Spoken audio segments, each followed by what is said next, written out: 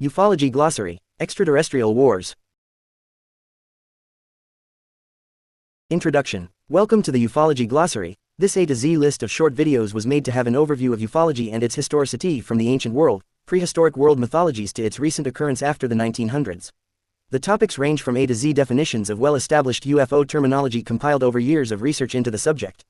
Ufology is an interdisciplinary subject ranging from science, astronomy, astrobiology, physics, spirituality, mythology, history, archaeoastronomy, celestial geometry, cryptozoology, futurism, pre-flood antediluvian history, and forbidden archaeology to name a few examples. Ufology goes beyond current anthropocentric thinking to a cosmocentric lens, and it is a subject unbounded by the parameters of humanist approaches. The bizarre, high strangeness and toxicity of propulsion systems, aliens, uncanny gadgets etc. indicates that one should not approach UFOs and benign or hostile alien life in real-world scenarios. Essentially, the advice is to report such UFOs to one's local authority, or better a UFO network such as Muffin in the USA, BUFORA in the United Kingdom and other organizations in various countries. The War of the Gods is a thematic narrative in the stories of worldly mythologies. In world mythologies and ancient legends, the alien wars are inextricably both intraterrestrial and extraterrestrial. As we examine the interpretations of the most famous scriptures cross-culturally, on the surface it appears improbable, but might there be evidence for such claims? The famous case of Gary McKinnon, systems administrator, reveals a deeper conspiracy. He was charged with hacking the top-secret Pentagon and NASA computers over a 13-month period. He went public claiming he was searching for alternative energy and alien technology. He allegedly discovered files relating to non-terrestrial officers who were assigned to ships with the designation USSS. This secret space program is said to have run alongside the well-known NASA space programs. Moreover, I shall list the relevant ancient texts and scriptures that are indicative of extraterrestrial wars. But first, we must ask ourselves, is the US preparing for war with other species from different star systems? It is apparent that we should prepare for this event if it were to happen. The numerous races according to research are many, but the three types that influence us are the Greys, Reptilian, and the Nordics. According to ufologists and ancient astronaut theorists, there is a competing agenda. If there is a war between these alien species, then we can therefore conclude that there is no confederation or alliance between these species. According to some researchers within the ufology field of study, there was once a war between the Draconian, Reptilian and the Greys and Lyrans. The war also included species from the star systems: Lyrae, Vega, Draco, Rigel, Procyon, Arcturus, Antares, Tau Ceti, Eridanus, Sirius A, Sirius B, Zeta Reticuli 1 and 2. The Mahabharata, the Vedas and the Ramayana Hindu texts clearly describe an extraterrestrial war of the gods. Cosmic battles took place with extraordinary weapons according to the Hindu epic stories. Flying vehicles, weapons that are voice-activated, and even nuclear weapons. Whereas in the West we frequently describe mythology as being contrary to history, the East, specifically in India, the peoples are zealously claiming their stories are living mythologies, i.e. true events that took place in their epic texts. They view it as actual history, real events that took place in the past. The Greeks also maintain a perspective that their myths are living. One curious cross-cultural idea in my research is the so-called Golden Ages of Mesoamerica, Greece, and India. The ruins near the city of Dwarka and Mahabalipuram were the place of a great battle. It is said that this city is buried underwater, when the Great Flood occurred and a number of cities were submerged. The mimetic channels to interpret myths and legends is based on ancient astronomy theory. Ancient Mesopotamia myths reveal a prelude to proto-Earth forming, and there might have been a planet between Mars and Jupiter. This planet was destroyed, leaving remnants in the form of the asteroid belt. The Sumerian myths indicate a cosmic battle that affected Mars, our moon and Earth itself. One has to ask, are Sumerian myths describing proto-Earth when legends talk about the battle between Tiamat and Marduk? This creation story might be symbolically suggesting the dragon, Tiamat, was tamed by Marduk, Earth god, in an epic celestial battle. This hints to deeper cosmocentric interplanetary civilization that may have formed our entire solar system, thus indicative of ancient aliens that are actually ultraterrestrials on grand cosmic scales. They are not necessarily the so-called Anunnaki from our inferences in mythology, however they may be group of species in a so-called galactic hub. Such ideas are very far out there and fringe, mainly because it is so difficult to answer the Fermi paradox, i.e. if there are aliens, why haven't we detected them and where are they? In addition, there are also anomalies indicative of nuclear weapons fired in the distant past by extraterrestrials. Libyan desert glass is one example. The glass is vitrified, which can happen when there was a nuclear blast. This is not just speculation, because the myth or legend of Horus avenging his father Osiris' death clearly indicates weapons were used. The god Horus flew up into the skies, in a winged disc. Whilst encountering the enemies of Osiris, he chased them and activated a weapon that turned them blind. Ultimately the enemies died, but what was this weapon and how high-tech were these gods or ultraterrestrials? One curious speculative reason there is a silence in the heavens is that the defense system such as the Van Allen belts or another extraterrestrial defense system is preventing open contact with other alien intelligences. Moreover, numerous people amongst the UFO community have asked, why do they crash if they have such intelligent and highly advanced technology?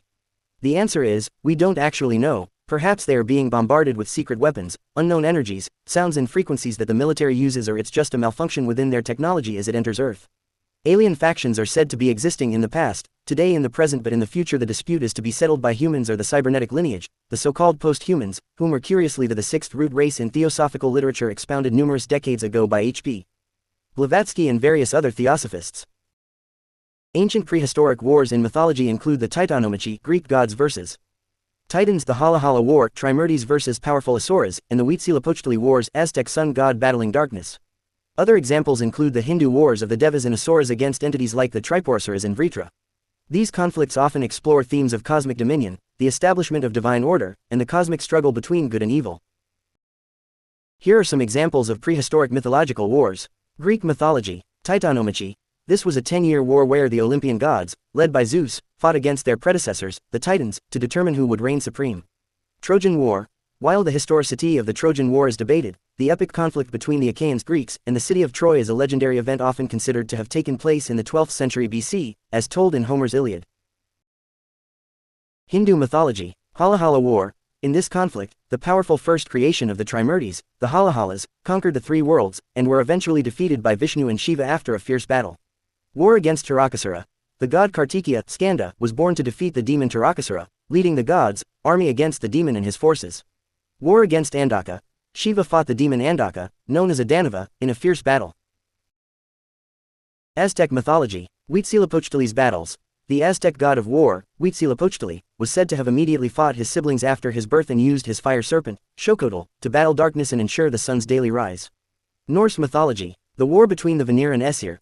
This is a less documented war where Freya, a goddess of the Vanir, entered Asgard and caused a rift with the Aesir, leading to a prolonged conflict born from jealousy and mistrust.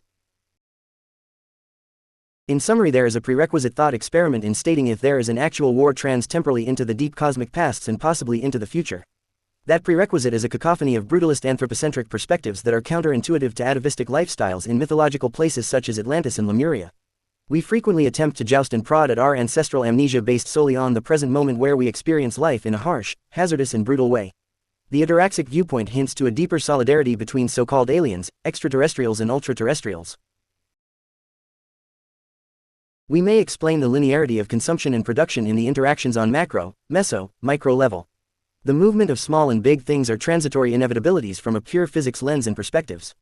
Things collide, interact, consume, produce, change, and it is the process that defines this transition from energy to matter, matter to energy that revolves around the ideation of impermanence in all things. The idea of staying static, fixed, inert, rigid, absolute or a singular variable that is infinite is a complete contradiction, not a paradox.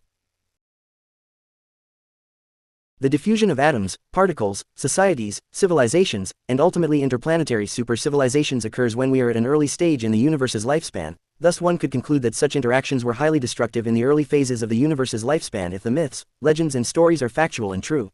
The linearity is further explored in the physics of processes. They go from basic, advanced, mega, super, hyper and ultra. This linear flow of variables in all processes that govern the universe and all things inside highlights the fragility of staying fixed in one place. Thus super civilizations before may have expanded outwards as their planet decayed or was devoured by their stellar remnants. This might be a recurrent theme in the cosmos, but to suppose a Kardashev scale 5, 6, or 7 exists is mind-boggling and highly strange. No one can prove it. It is beyond our understanding of words, numbers, and mathematics. One's own logophilia or numberphilia is not enough to describe a omniversal type 7 Kardashev scale civilization. It requires orders of magnitude in numbers we cannot comprehend. Are wars inevitable with extraterrestrials? The correct answer is interdependent on variables such as how evolved the extraterrestrial beings are, our values and goals as we approach different star systems, and how hazardous life is on other exoplanets. The interpolation process in ufology is succinct and conclusive. They are literally more advanced than us. Thus, in light of this predicament, we must go in peace to the new exoplanets, and have an actionable plan to uplift various animals from suffering. If we go with good intentions, they may simply integrate us into their collectives or so-called galactic hub. A moderate pacifist approach is the key to peace in outer spaces and the far reaches of the galaxy. This is the law that has been a boundless idea in the momentum of time. Exopolitics is the study of law and how we approach new life, if they exist either primitively or more advanced than us. There is no conclusive evidence of pre-Earth wars in different star systems or close to the proto-Earth as it formed from 100 smaller planets in our solar system. However, there is much proof and evidence in the ancient astronaut theory, and our ancestral amnesia is lessened when we examine all the evidence put forward by ancient astronaut theory. One clear, short, precise proof is the question that begs an answer: why do some ancient monuments align to the previous geomagnetic poles ranging from 100,000 years ago to 10,000 BCE? It cannot be all coincidence. There is no known natural weathering patterns of accidental placements of these monuments in such a precisely coordinated celestial and archaeoastronomical alignment. It required intelligence and specificity in aligning them to the geomagnetic poles. See my videos of the term and definition ancient astronaut theory and out-of-place artifacts, parts, in my playlist. Thank you for watching and have a great day.